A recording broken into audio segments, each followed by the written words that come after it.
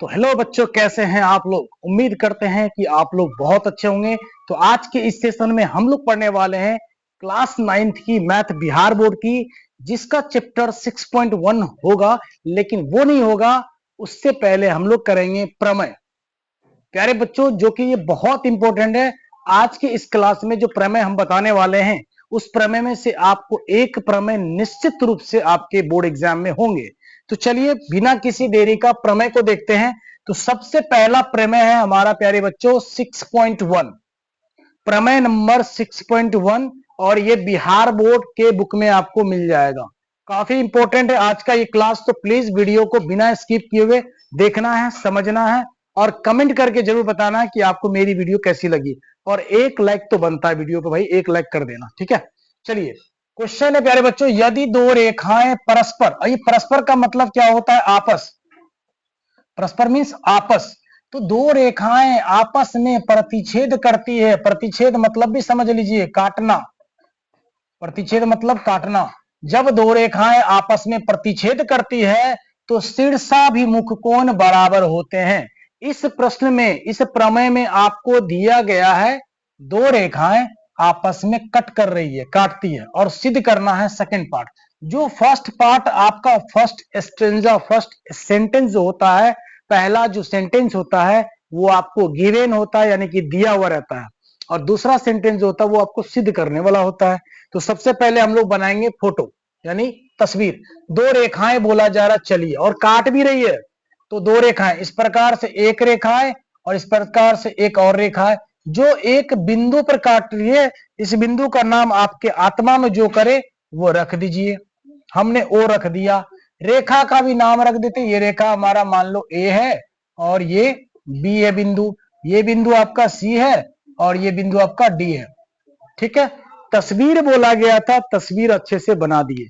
दो रेखाएं परस्पर आपस में प्रतिच्छेद यानी काटती है, तो किस बिंदु पे काटती? ओ पे काट रही है, शीर्षाभिमुख। तो चलिए पहले जो दिया है वो लिखेंगे, यहां लिखेंगे हल, और सबसे पहले लिखेंगे दिया है।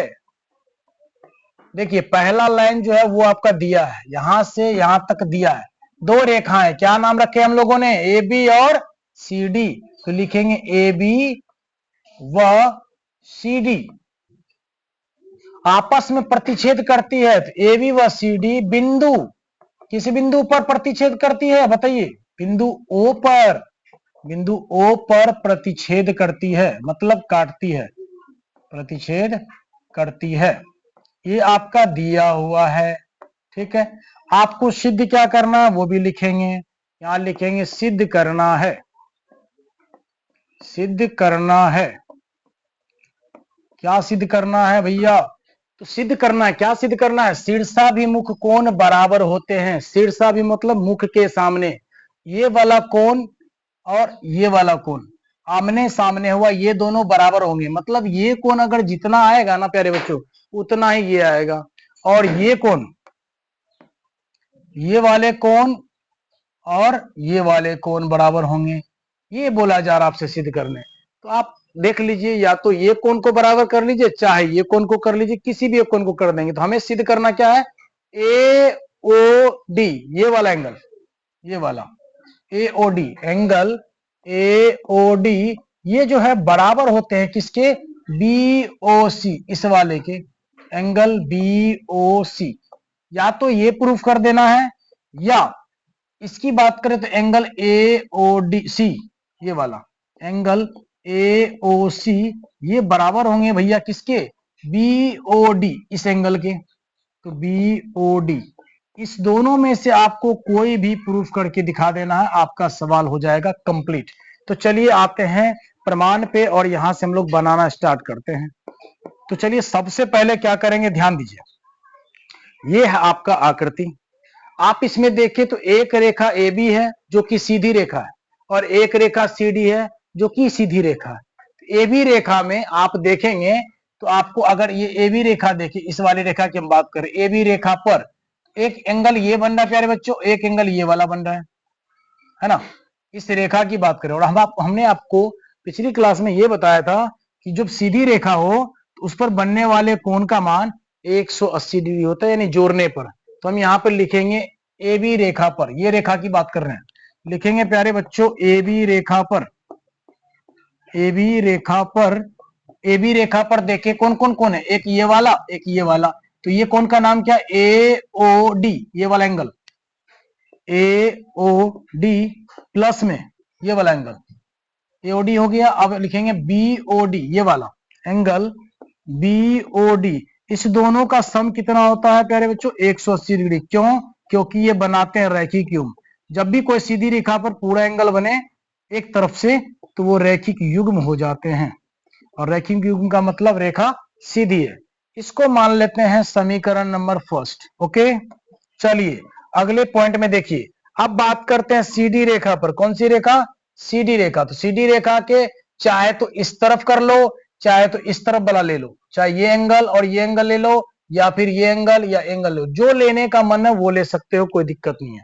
चलिए हम सीधी रेखा की बात करें, ये वाला लेते हैं, ये आपकी सीधी रेखा है सर, इसमें कौन कौन एंगल, एक ये वाले बन रहे हैं, इसका नाम है बी ओ डी, ये वाले एंगल यहां लिख लेंगे।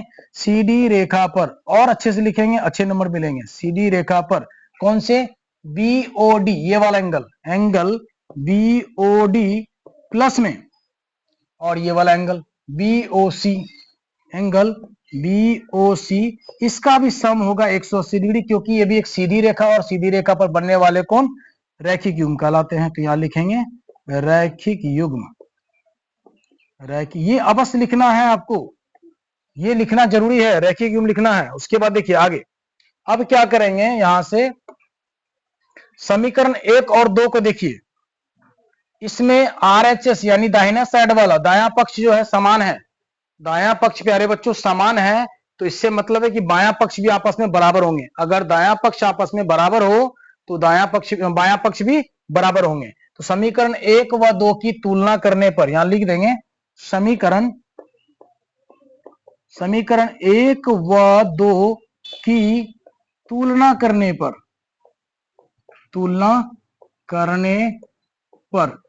समीकरण 1 व 2 की तुलना करने पर इसको लिख लेंगे। उसके बाद देखिए आगे, अब क्या करेंगे, यहां से देखिए, जब हमने तुलना करना शुरू किया समीकरण 1 और 2 को, यहां देखिए, तो समीकरण 1 आपका ये वाला लाइन है, समीकरण 2 वाला आपका ये वाला लाइन है, इसमें आरएचएस बराबर है, तो एलएचएस भी बराबर होगा। तो हम लोग करेंगे बराबर, एलएचएस में क्या है, angle A O D plus में angle B O D, angle B O D, ये बराबर है किसके, angle B O D, angle B O D plus में angle B O C, angle B O सी।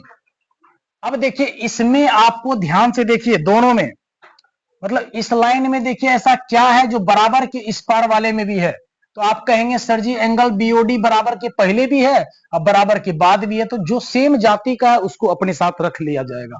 यहां से लिखेंगे एंगल एओडी प्लस में जो है एंगल बीओडी, और ये वाला मिल गया तो इधर देखिए प्लस में है बराबर के उस पार, इधर लाएंगे प्यारे बच्चों माइनस का एंगल बीओडी, और उस पार बच गया आपको एंगल बीओसी। तो देखिए जरा ध्यान से, अगर इसकी बात करें तो प्लस का बीओडी या माइनस का बीओडी ये तो कटेगा ना, प्लस माइनस खत्म, आपके पास क्या बच रहा है, एंगल एओडी बराबर में एंगल कौन सा, बीओसी। और शायद आपको यही प्रूव करने बोला गया है, एंगल एओडी बराबर एंगल बीओसी, एंगल एओडी बराबर एंगल बीओसी। तो इसी प्रकार आप इसको भी कर सकते हैं, तो यहां लिख देना सिंपली, ज्यादा माथा नहीं लगाना है। इसी प्रकार एंगल एओसी बराबर हो जाएगा एंगल बीओडी के, और ये हमारा हो गया प्रूफ। हेंस प्रूफ लगा दीजिए आराम से, सोचने की कोई आवश्यकता नहीं है। यहां पर ये क्वेश्चन आपका अच्छे से कंप्लीट हो जाता है। प्रमेय 6.1 जो कि अच्छे से बताया, आप इसका स्क्रीनशॉट ले लो और इसको बार बार 2-3 बार 4 बार देखोगे, अच्छे से इसका कॉन्सेप्ट आपके माइंड में आ जाएगा। ठीक है।